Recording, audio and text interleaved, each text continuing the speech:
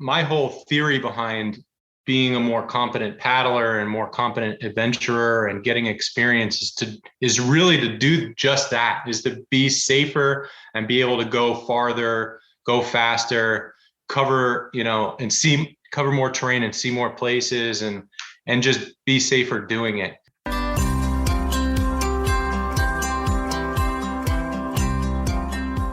Welcome to the Dark Zone, an adventure racing podcast. This is your host, Brian Gatens. In adventure racing lingo, a dark zone is a time when, due to darkness or safety, teams are paused on the course before continuing with the race. During that time, stories are exchanged, friendships are kindled, spirits are restored, and teams have a chance to prepare for the next challenge. We hope that you make good use of this dark zone.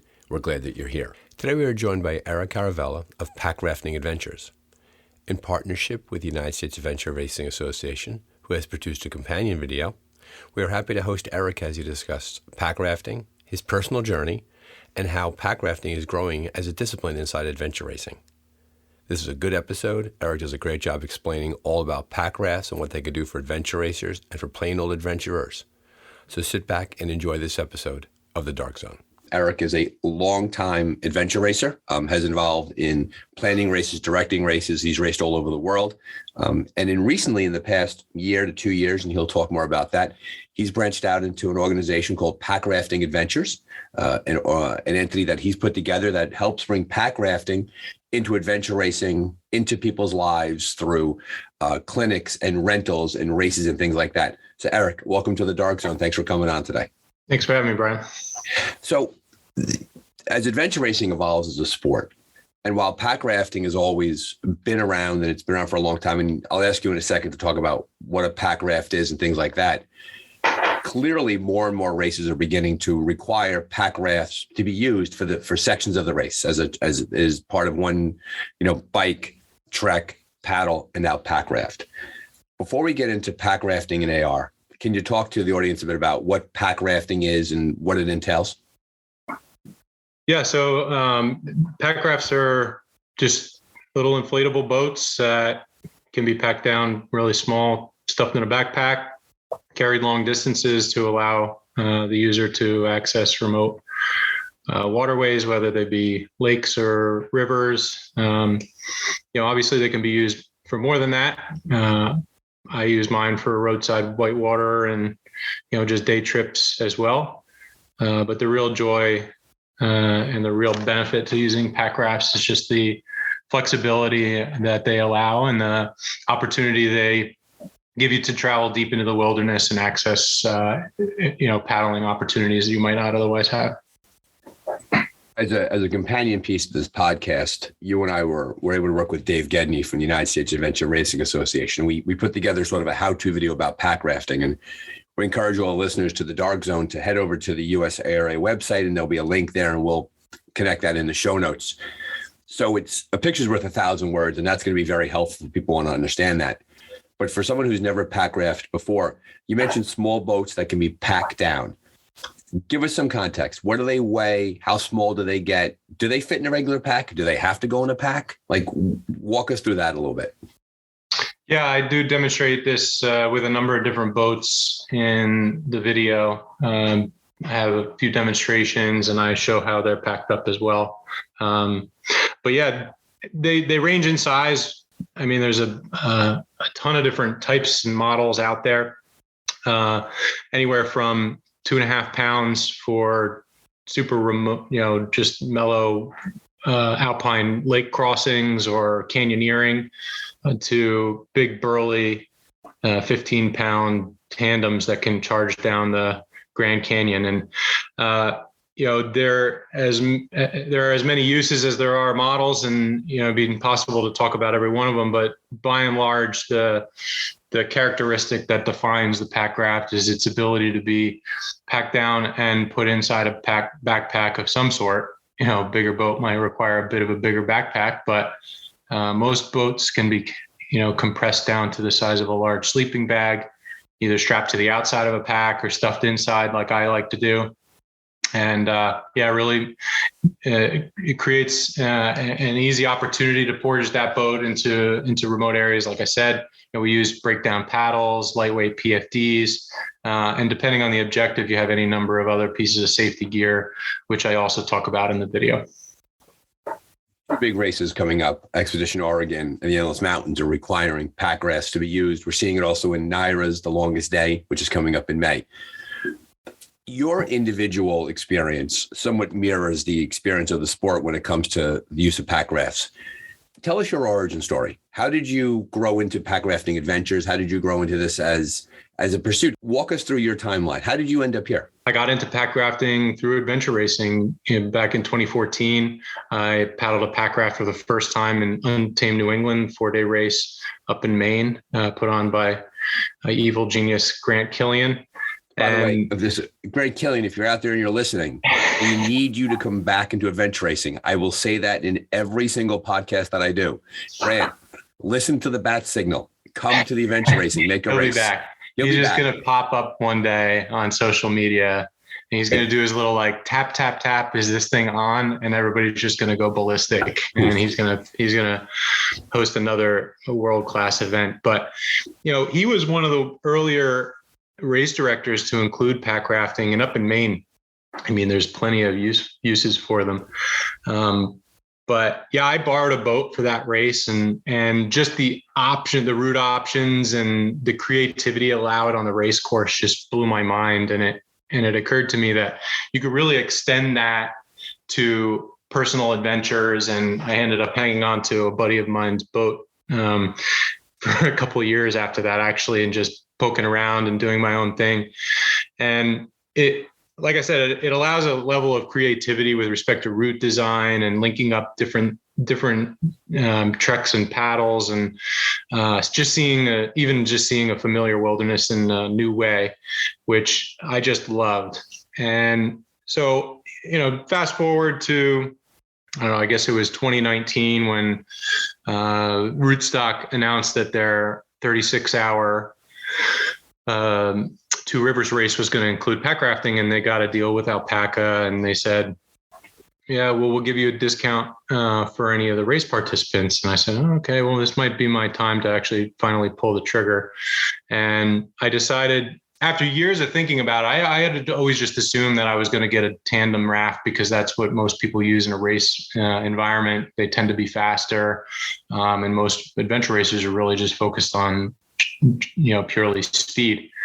But I decided I could better justify the expense and investment if I bought a boat that I would be using for other things outside of the race. And a solo boat may be a little slower in some race environments, but I started using it and I had the opportunity, obviously, to train with it a lot more, not having to depend on another person to paddle with. So that was really nice. And I got into, some beginner whitewater, and I was beatering all over the place. I'm like, man, I don't know what I'm doing. But I was hooked, and I started researching, well, what else can I do with this? And obviously the easy answer everybody thinks about when asked what is there to do with a pack raft is go to Alaska. And that's where it was born back in the early 80s, and it's thriving there now. And just the opportunities to use the pack raft as a tool to travel across that landscape there's 100,000 lifetimes of options up there. So I started thinking about doing the Alaska Mountain Wilderness Classic, which is kind of an underground adventure race up there.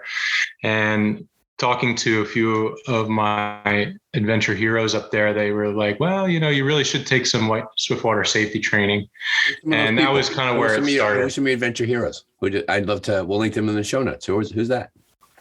Well, Luke Mel is an easy answer. He's been a mentor of mine for the last few years. And then at that time, I had been emailing Roman Dial as well. It's another name a lot of people might recognize. He's done a lot of stuff up there in Alaska, both with the boat and without. I mean, he's just prolific in the things that he's accomplished in Alaska and all over the book, world. he wrote a book called The Adventurer's Son that is just enthralling about his own son and the adventures. And so yes, definitely Luke and definitely Roman. Yeah, those guys up in Alaska, they're the real deal.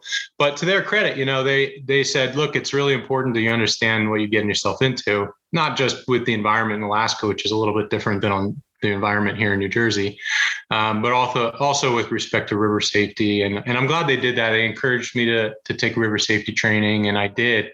And that was a major eye opener for me, because it was one of those times where you just realize how much you don't know that you don't know. And I had already started paddling in a little bit of whitewater, and I realized there was a lot of things I was doing wrong. And I realized there was a lot of things a lot of people around me were doing wrong. And, not to talk badly about packrafters or adventure racers, but I mean, the fact is, if you don't come with a solid boating background, the learning curve to getting into whitewater in a kayak is so much steeper than with a packraft. I mean, you could hop in a packraft and theoretically just float down some class 2 river without any training whatsoever. But that's not to say it's a good idea. So I started to see some scary sort of river behavior and the river IQ of the people around me, and even some of my paddling partners just really wasn't what I wanted at that point. And so I started taking river safety training with a kayaker. There really isn't any packraft specific instruction on the East Coast until now, and there wasn't at that time. So I started working with an instructor and setting up a bunch of my friends to take packraft. Well, I guess they weren't really packraft specific, but they were packrafting groups going to take river safety classes with a kayaker. And to he did a good job of starting to try to figure out kind of the unique considerations of the packraft. But I mean, he's a kayaker, a hard sheller, and he really wasn't ever going to be able to fill that void that I saw, which was just that there needs to be packraft instruction, both paddling instruction, gear and skills and river safety, directed at the packrafting community. And that was the real genesis for my business. I went and got certified by the ACA as a river safety and rescue instructor. And I was going to start teaching classes. And I started to think, well, maybe there's a little more. Maybe I could do some guiding. Maybe I could do like paddling instruction, because obviously I started getting a lot of professional paddling instruction as well. I went up to Alaska and did a bunch of training up there. But anyway, that's a long version of saying kind of how my company got started, and the response has been really good. As you said, there's a lot of new races that are including packrafting. I mean, it's blowing up, so to speak, pun intended. But wait, good job working it in there. The packrafting blowing up inflatable thing. Yeah. Well done. Yeah, I had to do it. It's my cheesy dad joke of the day. But I managed to partner with a few of the race directors that are offering races that include packrafting to give discounts to people who are coming to take the training, to make them safer boaters, safer adventurers, and safer training. Because really, at the end of the day, I mean, the objective for everybody's the same, and that's to come home safely. And I think everybody can agree that should be a priority for everyone, whether they're racing or out on their own adventure. So recognizing that a packraft is coming to the same level as owning a mountain bike, owning good trekking gear during the course of a race. And more adventure racers are going to either rent packrafts or they're going to acquire their own. And fully understanding that there's no replacement for an on-site safety orientation course, right? There's a weekend with you is the safest thing that someone can do. For the people who don't have the opportunity to take a course in advance of a race, but there's a packrafting section, what would you tick off as the things that they have to focus on from a safety perspective before they get in that packraft? Is it entrapment hazards, things dangling off? I just want to, for our listeners, this is conversation, right? The best thing to do is go and take a course. But in your perspective, Eric, what would you say? What are the red flags that people have to be careful about from a safety perspective? Yeah, that's a good question. And I do talk about this a little bit in the video series, because Dave and I did some on-water demonstrations And it really does depend on the expected paddling environment. The safety concerns and considerations for a flat water paddling environment are going to be a lot different than for a river. But either way, the ability to get back into your boat is a pretty good and easy answer. I think any beginner pack rafter can really benefit from spending time practicing a wet reentry because pack rafts can be rolled. Indeed, I can roll them, but it's definitely not the go-to self-rescue from the vast majority of pack rafters, myself included. I don't even try to roll when I flip. Because it's so easy just to flip your boat back over and climb back in. That's just not really an option with kayaks and often even with canoes. So that's a unique feature to a pack raft that people can spend some time saying, oh, okay, well, let me learn how to get back in it. And I tell this to everybody. I mean, practice that until you can do it in your sleep, because it is really a good skill, whether you're on flat water or in a river. Obviously, it gets a little trickier when you're in moving water. You got other safety issues to think about, like keeping your feet off the bottom of the river to avoid entrapment, keeping the clean lines principle in mind. And I talk about that in the videos as well.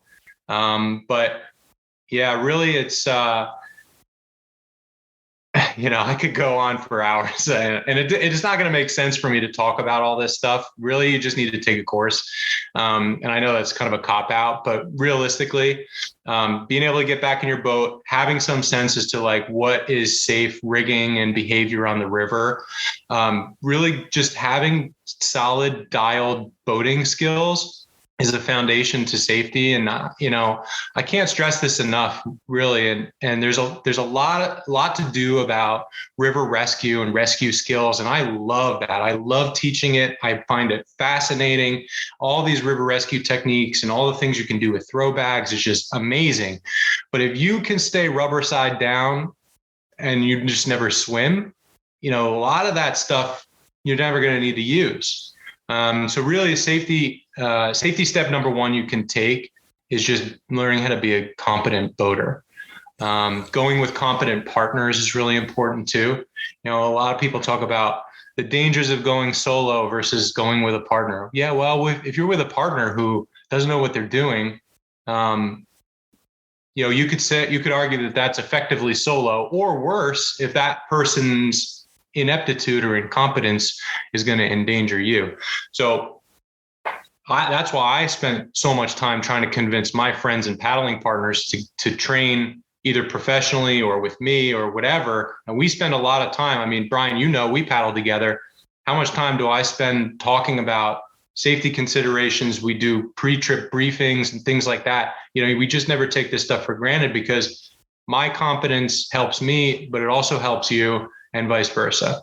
And there's all those tips and tricks that you do, like no matter how experienced you are. I know one thing, you and I've paddled together and I've seen you with groups and I've seen you assisting classes. Regardless of the competency level of the group getting on the water, you always do a pre-race safety check. PFDs, paddles, helmets, who has a throw bag? What's the plan? What are we doing? Staying together on the water, right? No one taking a break separate from the group. All of those things come together. And I think it's good for the listener to know, and obviously this is covered in the video, and you talk about a lot of things in the video. And thanks again to Dave for helping to facilitate that for USARA. But it's very, very clear that pack rafting, much like other disciplines though, is that the more proficient you are in it, not only will you enjoy it more, you'll be more safe, but on top of that, it opens up more and more of the wilderness to the person who wants to pack raft, where you could put your pack in a bag. You have your pack, your collapsible paddles, your PFD can go into a backpack, and you can go into the backcountry for X amount of days. You've done a lot of exploring. You've gone to Alaska. You've gone to Utah. Very interesting, though, you've made a good use of the Adirondacks up in New York State, which is a park that's the size of Massachusetts. People don't realize that. What have you discovered in your local backyard, so to speak, in terms of how much you could piece together? Were you able to put together multi-day trips that were effective? Yeah, and you make good points about competency translating into pursuing new and potentially more ambitious objectives. And it's not really for everybody. Not everybody wants to go out there and push their limits. But that was important to me, and it always has been since I've been racing. And since I was a kid, I've always liked to push myself and see what's possible. And my whole theory behind being a more competent paddler and more competent adventurer and getting experience is really to do just that, is to be safer and be able to go farther, go faster, cover more terrain and see more places and just be safer doing it. So, I do spend a fair amount of time paddling roadside whitewater, which, to some people doesn't really make sense, like why you would do that in a pack raft, but I'm very deliberate when I'm paddling. I'm trying to use that opportunity to train and get better so that when I am in the backcountry, I'm able to make safer decisions. I have better boat control. If I come around a turn and there's a strainer across the river, it's not as dangerous as if I can't control my boat. Pop quiz. What's a strainer for the listener? Yeah, a strainer is one of the more important hazards to understand as a pack rafter, because we're more apt to be paddling in a remote or unfamiliar environment or unscouted environment, or just a river that people don't tend to paddle a lot. And a strainer happens when a tree is down in the river, and its branches or its trunk is allowing water to pass through, but potentially not, a boat or a body or a piece of gear. So obviously the danger speaks for itself, where if the water is pushing you against this hazard and it's letting the water through, but not your body, there's an objective danger there that you don't want anything to do with. And I talk a lot about that in my courses and how important it is to stay away from those types of things. But, in reality, it's just going to happen, especially on the East Coast, and a lot of places. You're just going to have to understand that wood in the river is a fact of life. And it's important to know how to deal with that. And again, I'll go back to what I said before, and I'll be a broken record about it if I have to, but boat handling skills are number one. Having that ability to get yourself out of the river, if you see something like that, is really, really important. But anyway, going back to what you asked before, I have spent, some time in Alaska, out in Wyoming. I did a bunch of stuff. I did a big trip through Canyonlands. But being based here on the East Coast and kind of centering my business on paddling opportunities in the East Coast, I've been exploring a fair bit in the Southern Appalachians and also in the Adirondacks. And I love the Adirondacks. It holds a lot of meaning to me. It's very special to me because I spent many summers there as a kid going to summer camp. And there's a deep paddling history and a deep hiking history in the Adirondacks. And to some extent, people are combining the two with lightweight canoes and pack boats and things like that, where they're able to link up different rivers and lakes and things. But obviously there's still limitations when you're carrying a big rigid boat like that.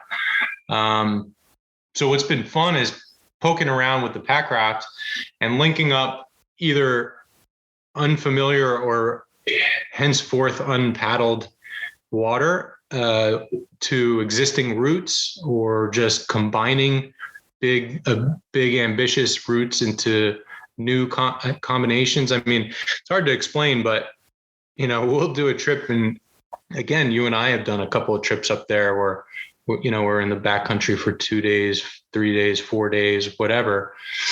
And it's fun to post, on Facebook afterwards, because there's a big group of paddlers, Adirondack paddlers on Facebook. And I like talking to them or posting on them and sharing my trips, because people really seem interested in the pack raft and what it allows. And people's minds are blown when they see how much distance we can cover with the pack rafts, because they're all used to traveling with a big 40-pound canoe. And I said, oh, well, we did this, and we finished it in 3 days. And they're like, you did what in 3 days? And I would assume that some of those bodies of water, that might be the first time that a non-Indigenous resident put a boat on it. Yeah, I mean, I don't know. It's hard to tell. It's the wilderness up there is pretty well traveled.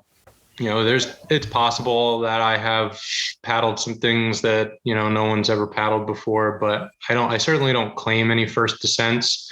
What I prefer to talk about and to think about is just how to get creative and how to just sort of see the wilderness in a little bit of a different way.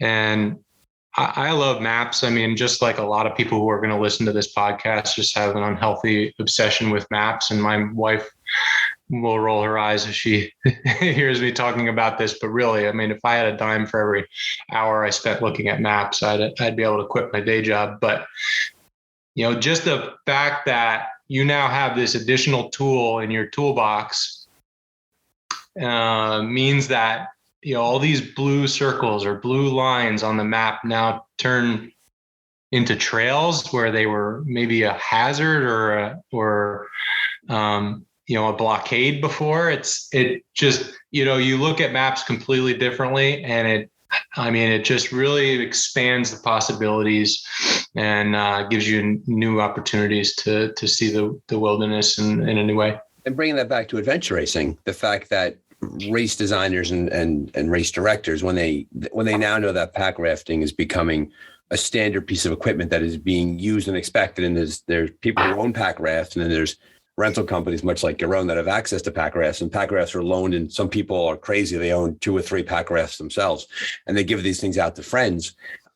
What's really clear that this is going to expand adventure racing, and to call it revolutionary is an overused phrase, but now all of a sudden a standard discipline has now been born inside the sport. And yes, it did exist. Grant Killian, I know you're out there, Grant. I know you're listening. We're still waiting for you to come back. In 2014, he put pack rafts on that. And I think, was it the Dead River stage? It was Dead River. There was a couple of different stages that included pack rafting, and I think he did it before that. But I mean, you're not wrong when you say revolutionary. I just think it goes back a little farther. And I would argue, again, going back to Alaska in the 80s with the Alaska Mountain Wilderness Classic in the early 80s when Dick Griffith busted out that raft. I mean, he did revolutionize backcountry travel because Roman Dial was there watching, and he was like, huh. And we know what Roman Dial went and did after that. I mean, that guy's covered more ground in the Brooks Range and elsewhere throughout Alaska, than a lot of other people. But yeah, your point is a good one, because what adventure racing in its truest and I think most rewarding form is a puzzle where you have a number of checkpoints and you got to figure out how to get them in how much time, and you got to figure out your route. And the best races, in my opinion, involve a lot of route choice and a lot of strategy and time management and teamwork, and yes, fitness. But for me, I think the best races are not the ones determined by who's the fittest. They're the races that are determined by, who trained, but also who's a good navigator, who can make good route choices, who can manage their time well, who is an excellent strategist. And you see this time and time again when the leaderboard is just dominated by guys and gals in their 30s, 40s, 50s. Yes, they're incredible athletes, but it also means they have an awful lot of experience, and that means a lot.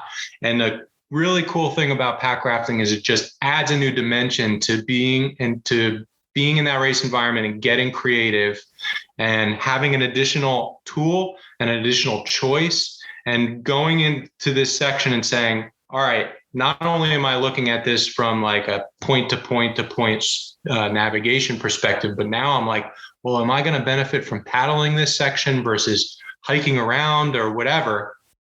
And I think Dave may have brought this up in the video, but he was asking, how do you know when to pack or when to raft? And that's a hard question, right? It's very, very situational, and you really got to have the experience to know how quickly you can transition from hiking to boating, how fast you can paddle, what the distance differential is, what's the terrain like if I was to walk it. How am I feeling? one of the cool things about pack rafting trips is you can hike for, 9 hours until your feet are totally thrashed and then sit down in your boat and feel totally fresh again. So you can cover an immense amount of distance if you give yourself that, break, and you can switch it up. Your multi-sport athletes that are listening to this know exactly what I'm talking about. But the strategy involved and the additional creativity and route choice that the Packraft allows in private adventures and in a race environment is just that's immeasurable as far as I'm concerned. Think about it, right?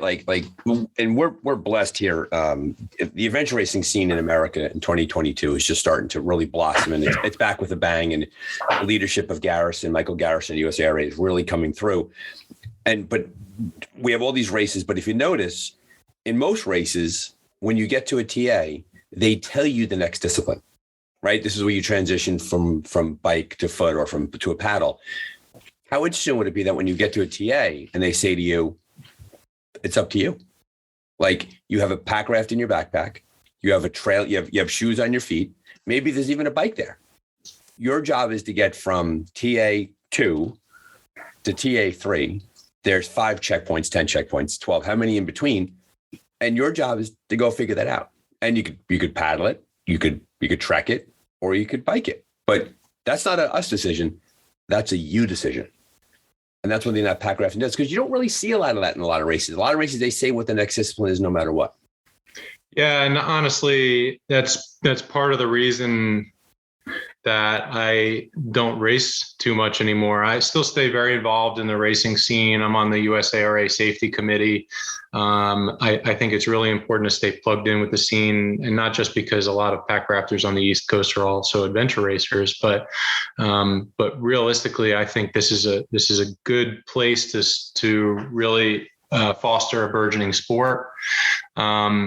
And I agree. I think it, like I said, it opens up a lot of cool possibilities. I love the strategy and choice given to racers, where it's just like, you know what, you figure this out. And I remember one of my favorite races of all time was a gung ho race out they did the NARS championships out in Pennsylvania. And it was near Racetown Lake. And that race was so cool because it was kind of like a point to point where you traveled through, you did, there's some biking and some trekking, there's like caving involved. And then they gave us canoes. There was no pack rafting at that time, but they gave us canoes, and there was amazing biking and trekking, whatever. What was so cool about that race was there were very few rules. They said, well, these are the checkpoints. I don't know, you guys figure out how to get them. And I'll never forget, I was coming into a transition area, riding and biking in the middle of the night. And I saw these people running away from the transition area. And I go to the race director and I'm like, why are those people running? Why are they on foot? He goes, I have no idea. He was I had no idea.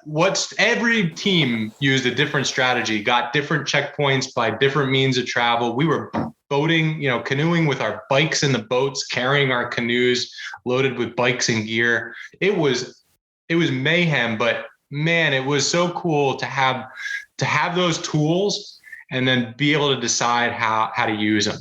And I think there was, that race was right in my backyard. And like you said, I traveled all over the world to race. That was still, to this day, I remember that race so fondly because of how neat it was to just sort of figure out how to get those points and not be told exactly, how to do it by the race director. But that's but good adventure racers they're like human Swiss Army knives, right? A good adventure racer can be thrown into a situation and be like, what do I do here? And then they have the skill set to figure it out. And what you're talking about through pack rafting adventures and through your advocacy and being involved in all of the groups you're involved in, is that you're basically saying that it is worth the sport's while to invest in the training, to invest in the safety, to invest in the materials, because it expands the adventure racing scene even wider than it already is.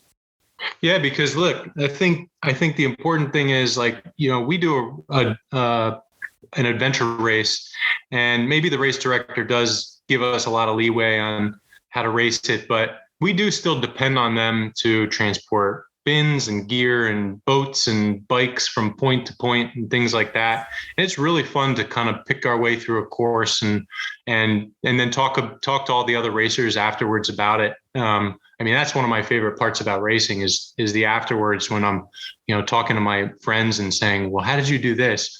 And then having my mind completely blown that they did something that I had never even imagined doing, and it either paid off or really blew up in their faces. So it's like, I just love that. And the cool thing about Packrafting is, like, you don't need the race director support. You can do your multi-sport adventure with your bike, or with your bike and your boat, or you're just trekking with your boat, and mix it up, and you can carry that gear with you. You don't need a race director to. And look, I'm not trying to talk your listeners out of racing anymore. This is my story where I realized, the possibilities of Packrafting and dove in head first. And matter of fact, actually, one of my teammates, John Corain, heard that I had started up this Packrafting business and bought a whole bunch of boats and started getting trained up to be an instructor and all this stuff. And he called me Eric All In Caravella, because he knows, I get into something and then I'm like full bore, head first, I'm charging in, full tilt, 100%. And I don't know, it's just the way I am. But it really spoke to me that I could apply what I learned as an adventure racer and continue doing self-supported multi-sport adventures. Sometimes right out my front door. I walk out my front door, I walk through town, I put on a little creek, I paddle back, and walk back to my front door. It's like, hey, you can't beat that. That's cool. You talk about a very common trajectory that we see with adventure races racing. A lot of people migrate into adventure racing because they're involved in multi-sport, triathlon, marathoning, whatever it is. They then get into adventure racing, which ruins them for the multi-sport, because all of a sudden races in which they tell you where to go, because it's all map and compass for adventure racing, become boring. So marathon becomes a training day, and adventure racing becomes the discipline that you enjoy doing, the race you enjoy doing. But then over time, what happens is, and this is your trajectory, and I can tick off 10 people who are just like this. They learn a skill set inside adventure racing where they realize that they could survive in the backcountry. They could take care of their feet, their gear, their clothing. They have all sorts of safety and weather clothing. They could carry food, all of that. They continue to keep their toe in the adventure racing waters, much like you are still. USARA Safety Committee, you're supporting Endless Mountains through your, I know you're involved in that, and you're renting boats. But on top of that, they go and then they design their own adventures separate from adventure racing. A crew of adventure racers went up to the Whites this past January and attempted to do a Pemi Loop, a 31.5 mile sub-zero circumnavigation of the Pemi Loop. 3 of them did just fine. Mark Latanzi did great. His feet didn't, but he's still in one piece. Alyssa Godesky and Matt Szymanski, who just came in 4th at the Shenandoah Epic alongside Jim Mernon. So to your point, there's this natural evolution that we're seeing in adventure racing, where very often they become racers who adventure, and the Packraft becomes another tool in that. It sounds like that's what you're talking about. Yeah, I think adventure racing wakes a lot of people up to what they're capable of. It's really interesting, and I'm thrilled to see so many new people entering the sport since Eco Challenge. And, the first time Eco Challenge was on TV resulted in, most of my contemporaries in the sport, majority of the people I know that will say that Eco Challenge in some way impacted their decision to enter into adventure racing. It's the most common reference. Yeah. And like I said, with the new people too, who watched it on Amazon and now they're racing, and they are now, many of them, finding out that they're capable of more than they thought they were before. And that has translated for me into thinking, well, if I didn't have a race director telling me where to go, what would I do? And, I have directed races and done all that, and been responsible for my field of racers. But, I wanted to see, well, what if I'm responsible for my own logistics and traveling into some completely foreign environment And I got really into remote trip planning and using all these satellite technologies and trying to figure out how to plan trips. And that's what I've been doing lately, and it's been very rewarding for me. The trip up in Alaska, I did a 7-day traverse of the Talkeetna mountain range that on a route that, to my knowledge, no one's ever done before. Then I did a big figure 8 through Canyonlands National Park with a friend of mine with the pack rafts, where we linked up the Maze District, the Needles District, the Colorado River, and the Green River over the course of 5 days. And then, just trying to figure out what's possible here on the East Coast, because going to those environments and experiencing new things can really just has been educating me and has been allowing me to gain more and more experience, and then which then allows me to share it back with the community through my business, or just through mentorship, or doing interviews and videos like I'm doing for you and for the United States Adventure Racing Association, because there is a learning curve with packrafting. I mean, it's taken me years to figure out the systems and gear that work for me, and figure out why certain things work and why certain things don't work. And I'm really, really into exploratory boating, and going into a place not knowing what is going to happen, and maybe I can paddle out, maybe I can't, maybe I end up bushwhacking for a day, I don't know.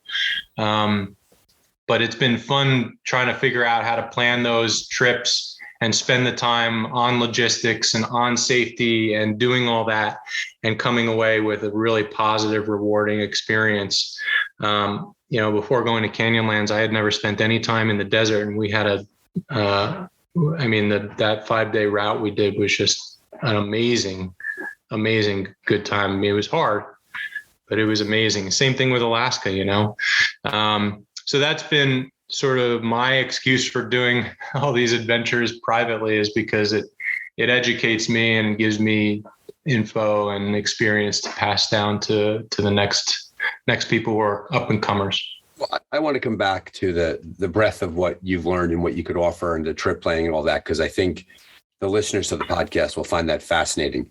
But you used a phrase there a second ago that I think is worth digging into. One thing we say very often on the Dark Zone, that one thing that's amazing about adventure racing is it's a peek into human nature, people's personalities, things like that. We mentioned teamwork and dealing with stress. You said that adventure racing, you used the phrase capable of more, that you learned that you were capable of more. I think many people that they struggle for that in their lives, that they live their lives in such a manner that they know that they could do more. They could be something different than what they are. And adventure racing tips that domino to them. Walk us through, if you can, your own history with adventure racing and how it taught you things about yourself that, if not for adventure racing, you would not have known. Oh boy. Well, I mean, I think it goes back to, I grew up going camping and being outdoorsy with my family. And like I said, they sent me up to the Adirondacks every summer as a kid. And we would push, into these week-long canoeing trips in all kinds of weather, up with these 80-pound metal canoes up to Canada and things like that. And it was pretty extreme. But, after that, I got into a little bit of mountain bike racing when I was a teenager, and I enjoyed that for a while. I did my first 24-hour mountain bike race when I was in high school, but I went to college, and, I kind of fell off the exercise wagon and got onto the partying and drinking wagon. And, I didn't really get a lot of exercise, and I was living a really unhealthy lifestyle, and I was pretty unhealthy by the time I graduated college. I had developed a bit of a drinking problem, and, I was in a bit of a bad place, trying to figure out where I was going with my life. And I think, I don't know, I mean, this is like purely conjecture, but, I have this sort of addictive personality. And I think that translates to a lot of what I've done in the adventure racing world as well. at that particular point in my life, I was applying it to something that was a little more self-destructive. Well, I don't know. I guess there's an argument that could be made that adventure racing can be self-destructive too. But I don't know if I draw a correlation in adventure racing and unhealthy drinking as an apples to apples comparison, but your point's well taken. Yeah. Anyway, fast forward, I had to quit drinking. That was about 13 years ago. But, again, didn't mean the addictive personality disappeared. Whether it's racing or personal adventure pursuits, over the years, I again, purely conjecture, but, I kind of feel like there are a lot of people pursuing ultra endurance endeavors and objectives that have some sort of history with substance abuse. And I don't know if that's ever been studied, but I wouldn't be surprised to learn that a portion of society who have substance abuse issues is overrepresented in the endurance sports world. But I don't know. That's a theme we hear from time and time again, is that people, and I think that it's definitely fascinating to talk about. And I appreciate you digging into it with our listeners, because people will resonate with people. Yeah, I hope it does, because it's important. And it's not something a lot of people talk about, and I don't talk about it much either, but, I do think it's part of my past and it's part of my story. And at that point in my life, I was pretty unhealthy. I gained a lot of weight. I was woefully out of shape. My sister convinced me to do a Warrior Dash obstacle course, and I had to train for it as a 5K, and I couldn't even run a mile without having to stop and walk at that point. But eventually I did the Warrior Dash, had a blast. I went and did a bunch of Spartan races and then Tough Mudders. And it was sort of back to that, all right, well, let's see how far I can go. I got really hooked on, rather than that self-destructive, drinking behavior. I was like, all right, well, let's see how far I can go. And once I ran out of obstacle races to do, I said, well, I kind of remember hearing something about Eco Challenge. Although weirdly, and I don't know, maybe there's somebody out there that can identify with this, but for some reason, when I first considered signing up for an adventure race and I thought about Eco Challenge, like one of the first things that came to mind was the fact that I had heard in one of the Eco Challenges that the racers had to like bag up their poop and carry it off of the course. And I was like, well, I don't know if I'm into that, but if there's like a non-poop carrying and beginner version of Eco Challenge, sign me up. So I did that. I started racing solo and I was pretty successful, and I started meeting some good people and joined a team. And man, it was my end of my first season. I went to nationals with Olaf and Whitney Hedberg, and we got 13th place or something like that at nationals. And then the spring after that was my first 4-day race. And that was when I picked up Packrafting in 2014. I kept racing for many years. I joined the New York Adventure Race Association, both as a racer on their team and as a race director. That's been really rewarding to me. Well, clearly what you're saying is that it connected those dots. Right? Yeah. You had this personality that was kind of manifesting itself in your life.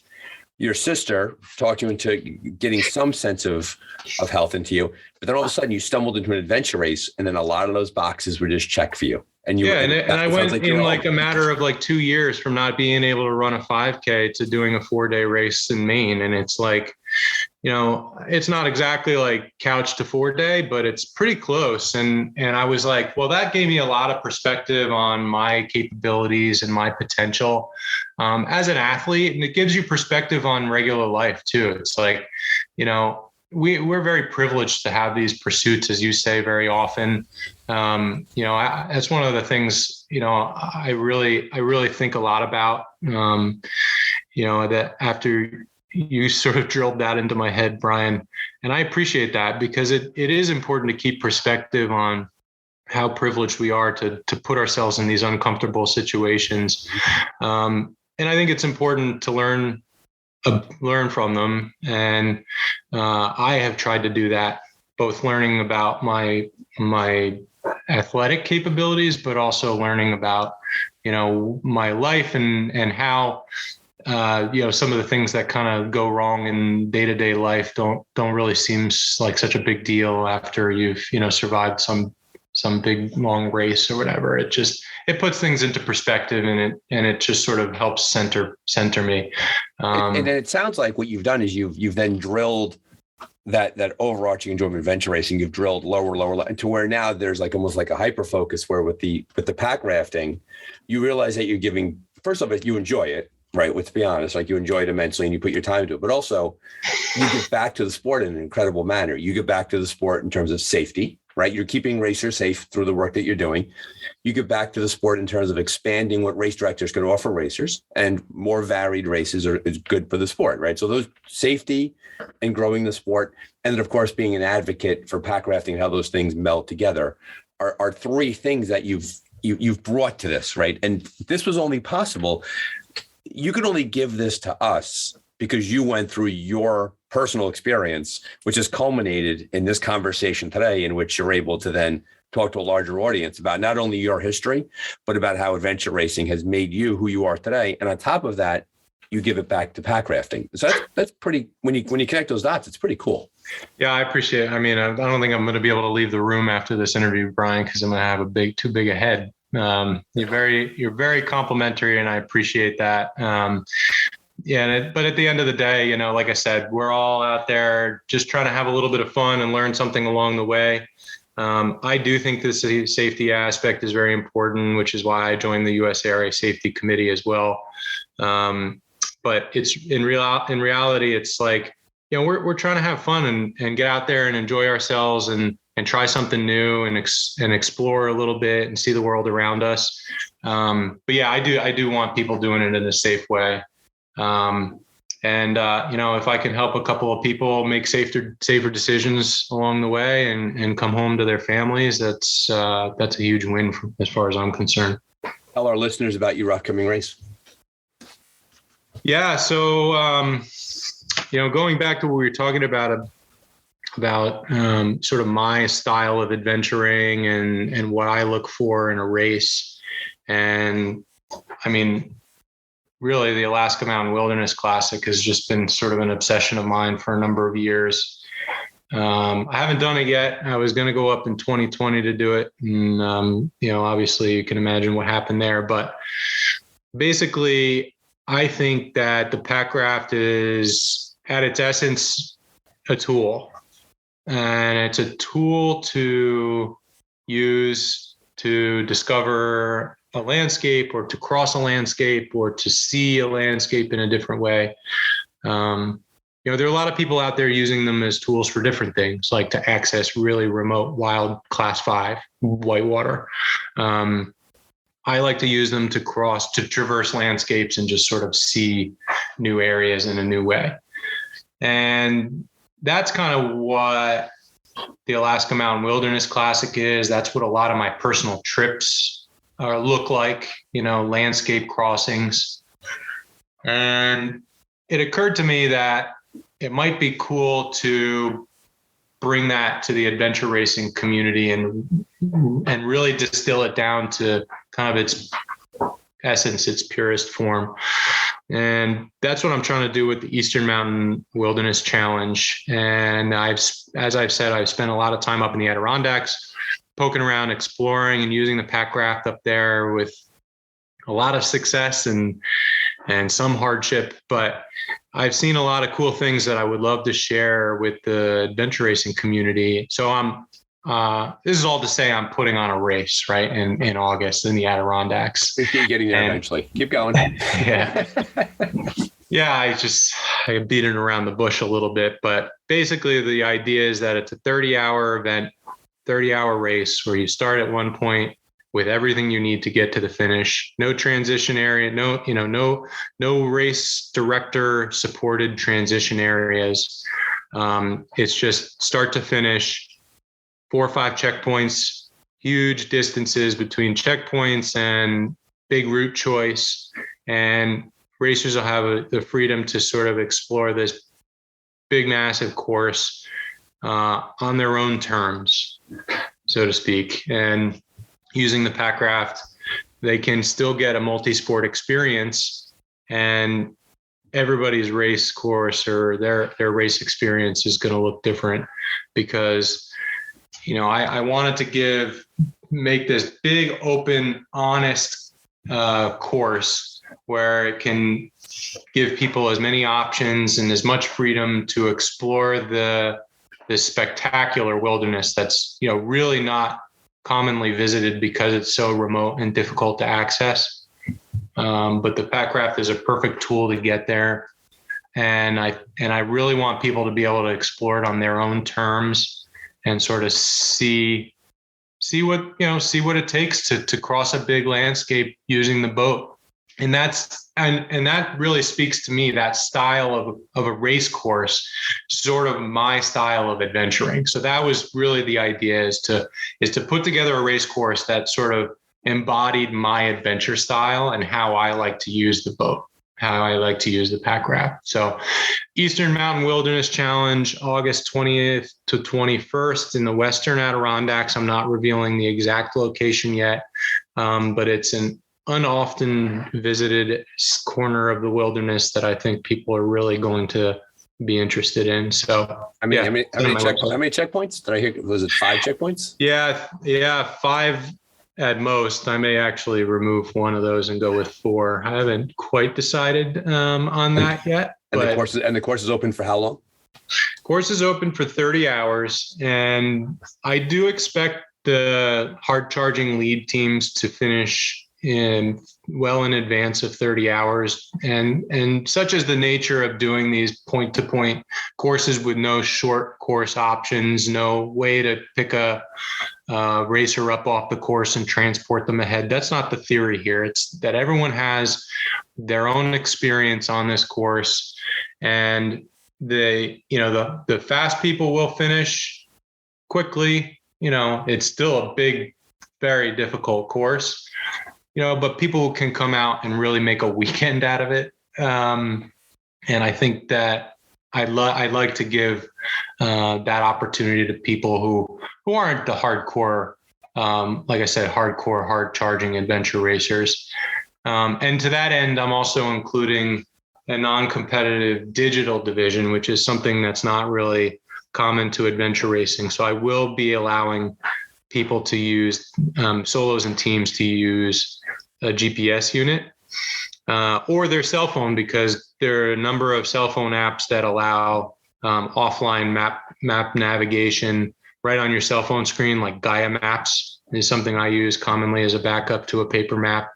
But I'll separate the map and compass, adventure racing crew from the digital division. Everybody will start, together, but I can't rank digital people using a GPS against people using a map and compass. But it will give people who aren't that confident in wilderness map and compass navigation an opportunity to see the course. So I'm excited to see how that goes.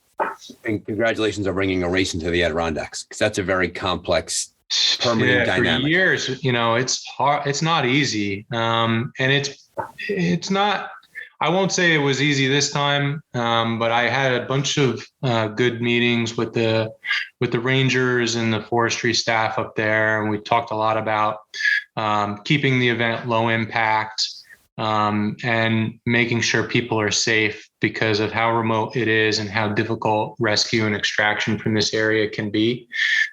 So there are conditions on my permit, like each team or solo has to carry a GPS tracker, but a lot of people have Garmin InReach and these, spot messenger things these days anyway. And they're easy to rent as well or borrow from a friend. So I didn't really think that was too prohibitive. And realistically, I mean, it's an amazing idea.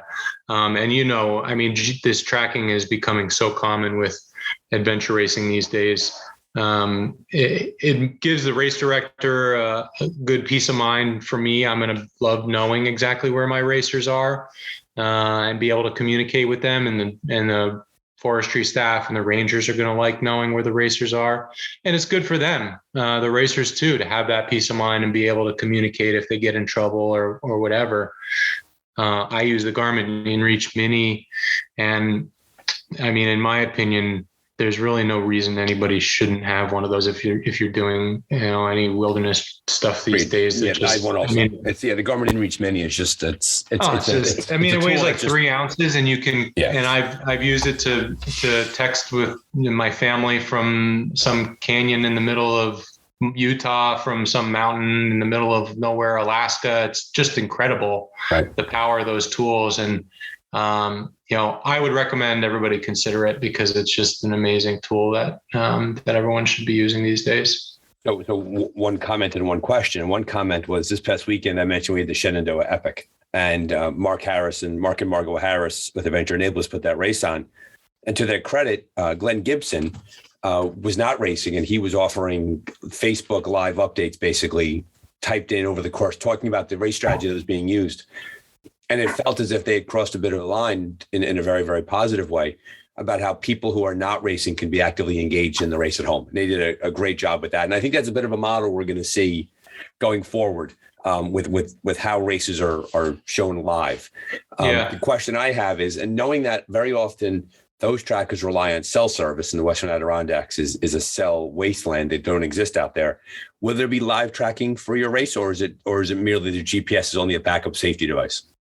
Yeah, I don't think live tracking for the public is going to be an option for this one. Like you said, the trackers that a lot of racers are using, Mark with Adventure Enablers has a fleet of trackers that he rents out, which I think is great, but it does depend on a certain amount of cell signal. And the area that my race is in is completely devoid. It would be pointless to have the teams carrying those. They just wouldn't do anything. Gotcha. So that's going to be a safety and race management thing only. And like I said, this event is going to be pretty small because of how sensitive this area is and how sensitive the forestry staff and rangers are to having a high impact race in this area. And to me, giving anybody a chance to see this is going to be worth it. It's going to be a very small event, and I'm happy it's going to be that way, because I'm hoping that working with the forestry staff and the rangers and them seeing how these things are managed, because they don't know what we're doing. I tell them I want to have a point-to-point packraft race through this wilderness, and they're like, "You want to do what?" Yeah. I had the same challenge. I tried to go to a local park up here in southern New York State, and I just hit a barrier because they have a rule inside that park, and definitely a little brother to your concept, going through 4 or 5 bodies of water. There's a rule in the park that says that you could only enter and exit the water at docks. Yeah. And I was like, packraft, and they haven't wrapped there. So to your point, you had to explain, not only you explained what a packraft was, but the fact that adventure racers could go into this land and survive and thrive inside of it. It's really hard, educating people on packrafting and adventure racing, like you said, both at the same time. To their credits, though, the DEC staff I've been working with on this, they've been amazing. And I will say, my experiences in New York, just generally with the DEC staff in the Catskills and now in the Adirondacks, has been amazing.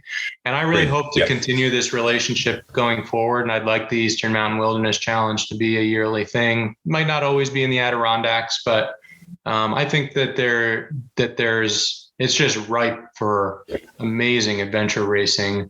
And it hasn't been used because it's just so prohibitively difficult to permit. There's so much private land. There are so many competing land managers and things. So the fact that I got permission to do this, I think is really remarkable. And I'm excited to share it with the adventure racing community. So I hope people sign up and come give it a try. I want to echo your statements about the DEC in New York State. Through NYRA, New York Adventure Racing Association, we worked with them for the trilogy, which is up at Grafton Lakes, just was east of Albany. They could not have been more positive, open, and gracious. So if you're involved with the DEC and you're listening to this podcast, thank you for your advocacy on behalf of adventure racing and pack rafting now. Very often we speak to race directors, they will often reference that the most challenging part of putting a race on is permitting these various areas. And so thank you, New York State, for that. We really appreciate your advocacy. Before we wrap up here, Eric, and we're getting near the end of our time together, talk to me a bit about Packrafting Adventures. I know that you do guided trips, you do training and classes, you do rentals, you have the Eastern Mountain Wilderness Challenge.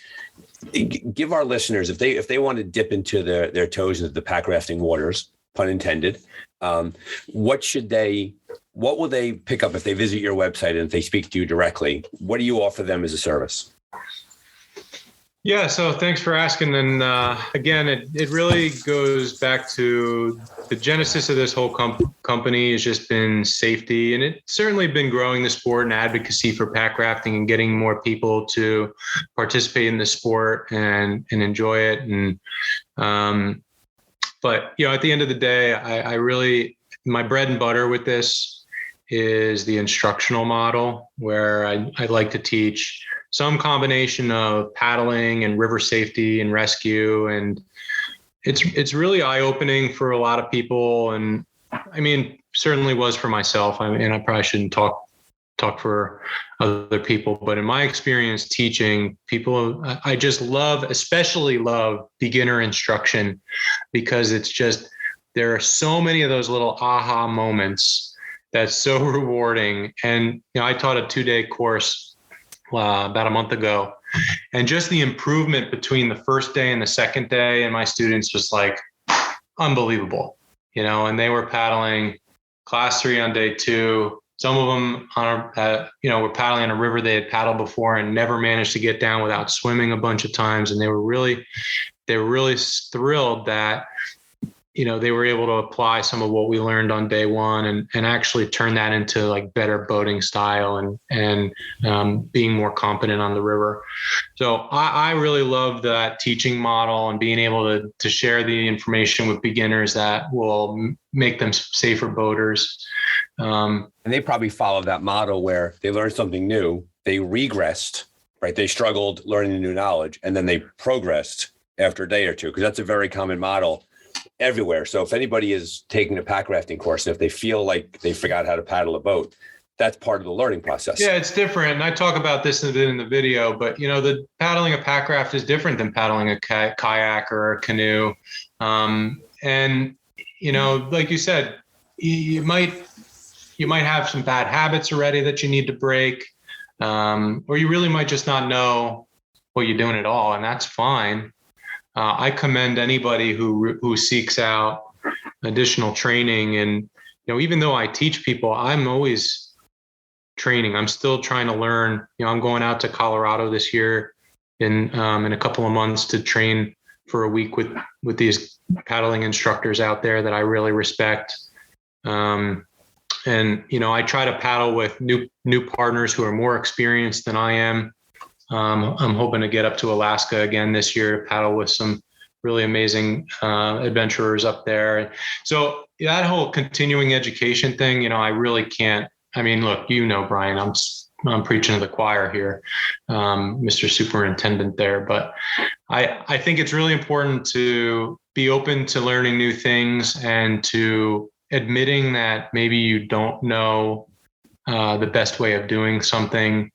Or that you maybe don't know the safest way to do something. Just be open to that information and understand that rivers especially are very, very dangerous environments. And I commonly say you wouldn't go downhill skiing unless you knew how to stop, right? Well, how many people really know how to stop their boat on a whitewater river? It's like these little things that people don't necessarily think of. But like I said, working with beginners I love it, and because they have all these light bulb aha moments that are just so rewarding to see, and they translate that into becoming safer, more confident boaters, and then hopefully passing that information along to their paddling partners and making other people safer too. It's kind of an exponential thing. My company's pretty small right now. It's just me and 1 or 2 other guys that help me out. So my schedule of instruction is limited at the moment. I hope to be growing in the future, and I'm always keen to talk about how to do custom adventures and courses for people that are interested in doing something but don't see something that works for them on my schedule. I'm assuming that you would probably, if someone reached out to you, if they wanted to plan their own backcountry trip in the Adirondacks, you'd help them, you'd accompany them, obviously, as part of your service, but also you would help them plan that trip itself. Yeah, I mean, I'm happy to offer advice. I love guiding as well.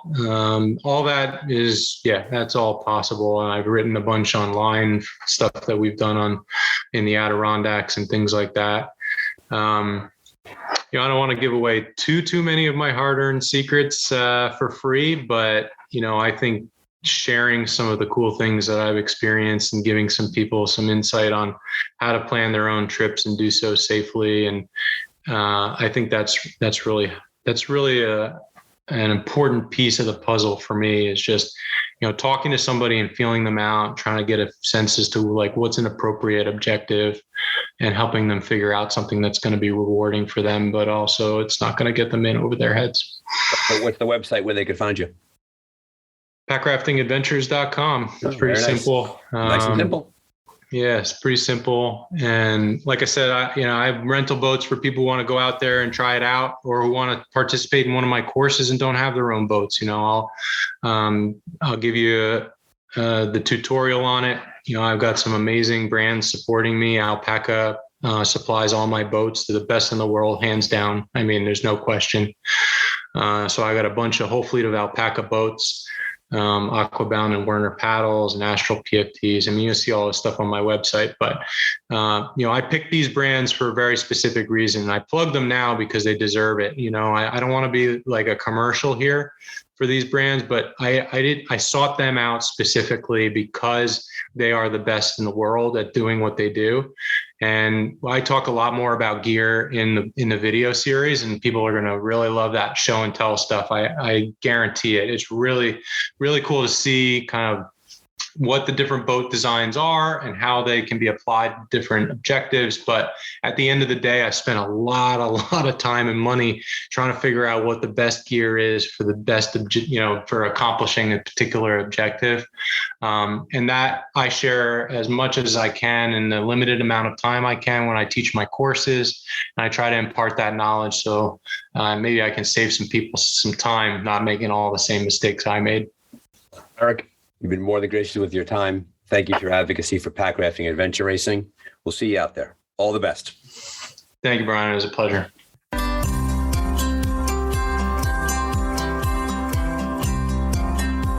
Thank you, Eric, for joining us on The Dark Zone. And thank you to USARA for producing our companion video, which may be found on their website.